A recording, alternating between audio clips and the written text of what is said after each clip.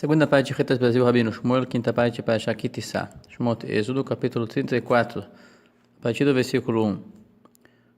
Ontem, Moshe pediu de Deus uma revelação especial e Deus disse que vai lhe ensinar mais detalhes sobre sua grandeza e generosidade, mas não será a essência que é impossível uma criatura perceber.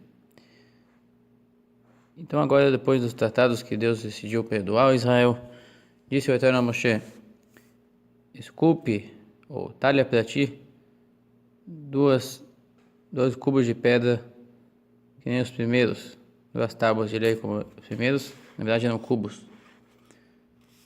Você faz o formato da pedra e eu escreverei sobre as tábuas as coisas que estavam escritas sobre as primeiras tábuas, aquelas que você quebrou.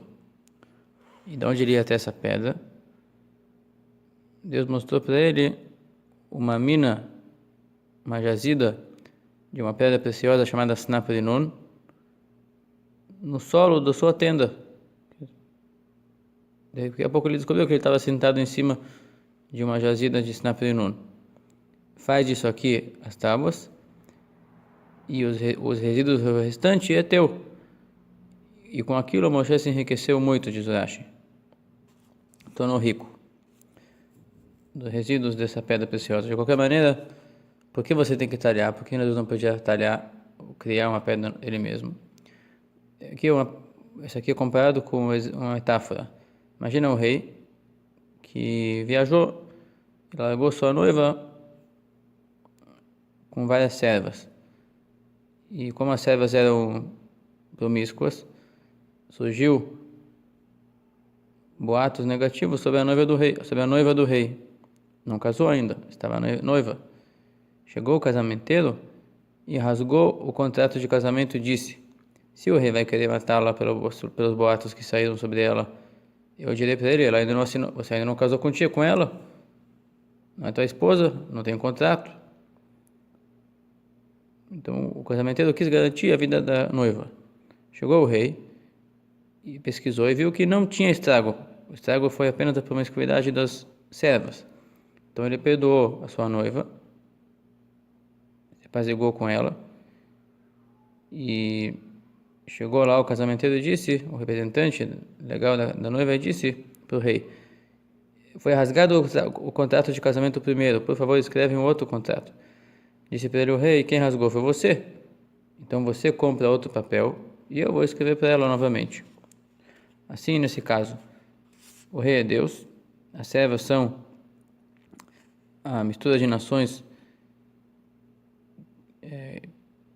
com ideias de magia e idolatria que vieram com Israel e convenceram a fazer o bezerro de ouro. Fizeram praticamente aquela magia que trouxe o bezerro para fora do fogo. O casamenteiro é Moshe, que quebrou as tábuas, e a noiva é o povo de Israel. Por isso foi dito a Moshe: você quebrou como representante que queria protegê-los, então agora você vai talhar as próximas tábuas. De qualquer maneira, Deus diz no versículo 2: esteja em prontidão para a manhã seguinte, e suba na manhã seguinte ao Monte Sinai, e te apresenta ali diante de mim sobre o cume da montanha. Porém, não pode ter alarde nessa subida. Não que na primeira vez que ele subiu no monte, todo mundo estava acompanhando ele. Que nenhum homem não suba contigo, não se aproxime contigo, nem que nenhum homem não se apresente, não seja visto em toda a montanha, nem o gado e o rebanho poderão pastar diante daquele monte.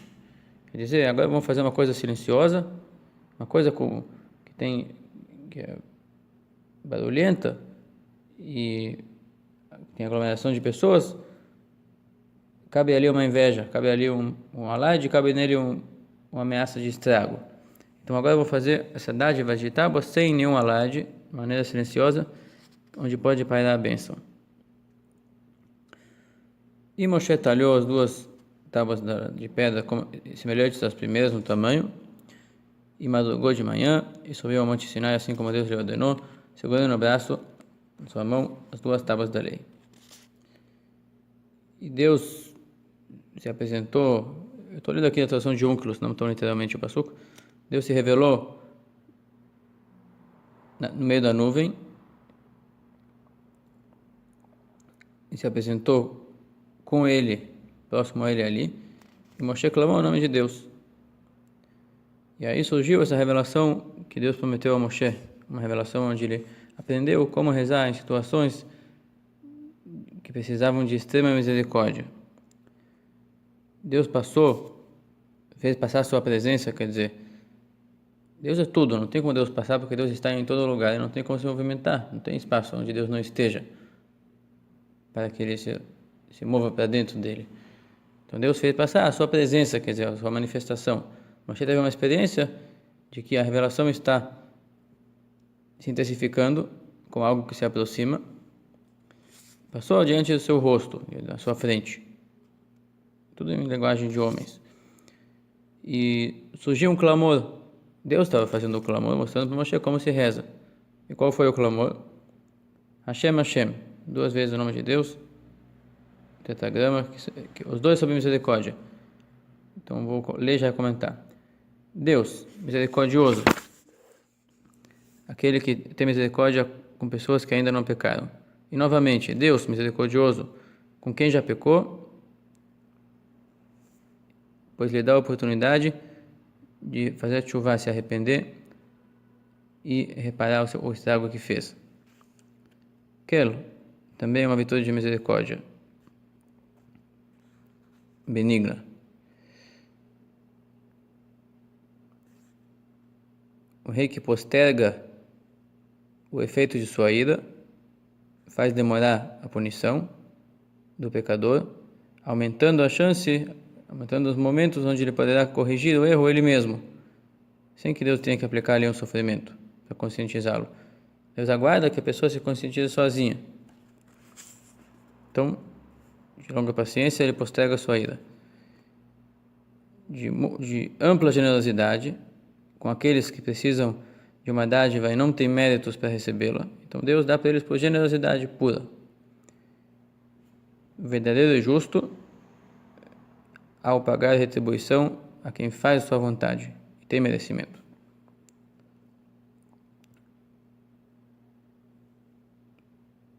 Aquele que mantém a memória das boas ações que a pessoa faz diante dele, do serviço que a pessoa presta a ele, por milhares de gerações. Diz Rashi 2.000. Milhares são 2 vezes 1.000. 2.000 gerações. Tolera erros, revoltas e pecados. Perdoa para quem retorna ao caminho que ele ordena, e aquele que não retorna, não perdoa.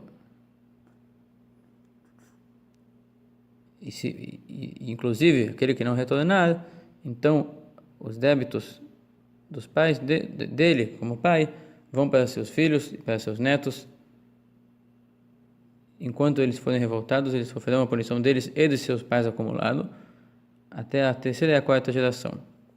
Então, para o benigno, é 2.000 gerações. E para a punição, tem várias interpretações. Que eu li aqui foi do Onkelos, que fala assim: e limpar, não limpará. Ele vai cobrar a punição dos pais, o pecado dos pais, dos filhos e dos netos, até a 3ª e a 4ª geração.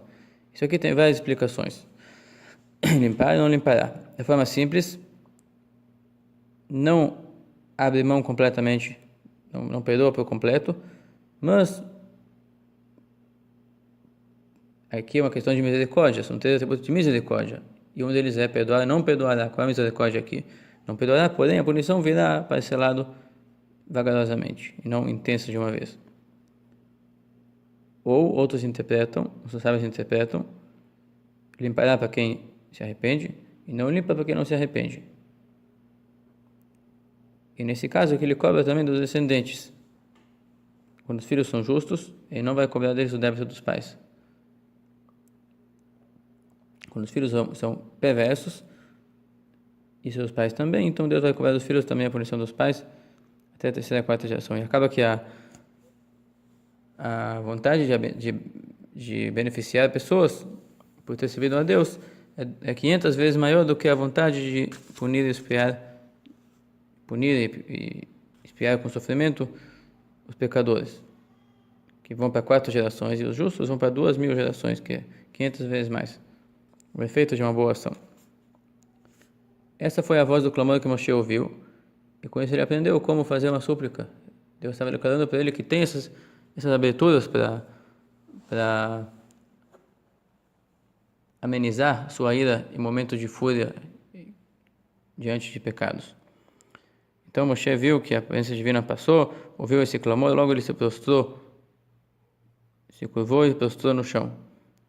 E Moshe disse: se achei graça diante de ti, o Senhor, meu Senhor, por favor que o Senhor caminhe dentro de nós. Faça a tua presença divina estar manifesta dentro de nós. Apesar de sermos um povo de dura cerviz e pecador, e você disse que queria não se apresentar dentro de nós, apenas deixar manifestar um anjo dentro de nós, para que nossa ousadia não agrida a tua honra de uma maneira que tu queiras nos aniquilar. Agora que eu sei que você é tão misericordioso, então tem jeito, você pode estar dentro de nós, e se for um pecado, você vai nos perdoar. Nós vamos fazer chuva, vamos pedir perdão, e você vai nos perdoar. Não tem mais esse perigo de você estar dentro de nós. Por mais que haja pecados, haverá perdão. E eu te peço que você perdoe e expie nossos pecados, nossos erros e nossos pecados, e nos dê a herança que eu estou lhe pedindo de sermos um povo, uma nação de profetas por destaque. Não profetize mais as demais nações de maneira intensa, de maneira direta, e não faz tua presença se manifestar sobre idólatras.